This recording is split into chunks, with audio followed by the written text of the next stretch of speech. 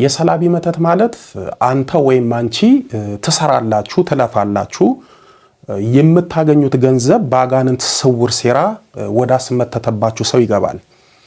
እናንተ ትለፋላችሁ ትሰራላችሁ የልፋታችሁ ውጤትና የገንዘባችሁ በረከት ወደ አስመተተባችሁ ሰው ይሄዳል።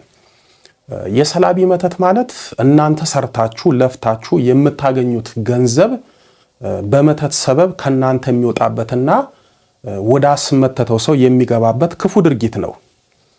የሰላቢ መተትን አንድ ሰው የጓደኛውን የወዳጁን የሥራ ባልደረባውን ወይም የሚያውቀውን የአንድን ሰው የገንዘብ በረከት የእድል በረከት ለመሰብሰብ ይጠቀምበታል። የስልብና መተት ያለው ሰው የሚያውቀውንም የማያውቀውንም ሰው ገንዘብ በረከትና እድል ይሰልብበታል።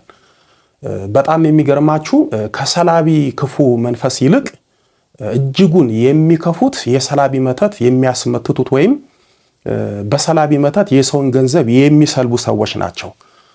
እነሱ ከሰላቢው አጋንንት እጅጉን ይከፋሉ። ምክንያቱም በእነሱ ክፋት፣ ምቀኝነት፣ ቅናትና ጥፋት ነው የሰላቢ ክፉ መንፈስ ተጎትቶና ተመትቶ ወደ ሰዎች የሚላከው።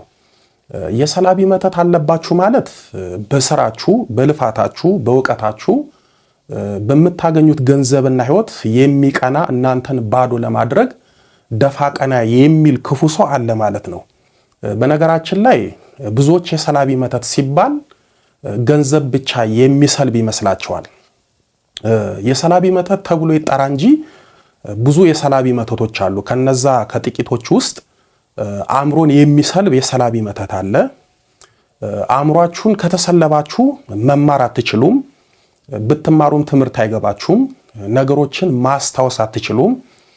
በመርሳት ነው የምትታወቁት፣ ምክንያቱም አእምሯችሁ ተሰልቧልና። ሌላው የእውቀት ሰላቢ መተት አለ። ይሄ ደግሞ በጥሩ ሁኔታ እየተማራችሁ በእውቀት ሰላቢ መተት እውቀታችሁ ሲሰለብ ከማወቅ ወደ አለማወቅ ትወርዳላችሁ። የምታውቁት ሁሉ ይጠፋባችኋል። የምታውቁትን ለሰዎች መናገርና ማስረዳት አትችሉም። ያወቃችሁት ነገር በሙሉ ይጠፋባችኋል። ከዛሬ 10 ዓመት በፊት ጻድቃኔ ማርያም የማውቃት አንድ ዶክተር ነበረች። ይቺ ዶክተር ተምራ የዶክትሬት ትምህርቷን ጨረሰች፣ ተመረቀች። በመሃል ድንገት ታመመች፣ በሕክምናው መፍትሄ አጣች።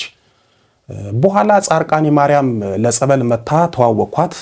በጣም የሚገርማችሁ 7 ዓመት የተማረችውን የሕክምና ትምህርት በፍጹም አታውቅም። የተማረችው በሙሉ ጠፋት። ትዝ ይለኛል ጻድቃኔ ማርያም ጠበል ተጠምቃ ተሽሏት ወደ አዲስ አበባ መታ በሰው ስራ አገኘችና ስራውን እንድትጀምር ተነገራት። ግን የተማረችውን የሕክምና ትምህርት ልታገለግልበት አልቻለችም። ምክንያቱም የተማረችው አእምሯ ጠፍቷልና። ስራውን ሳትጀምር እመቤታችን ካልማረችኝ ብላ በድጋሚ ጻድቃኔ ማርያም ገባች።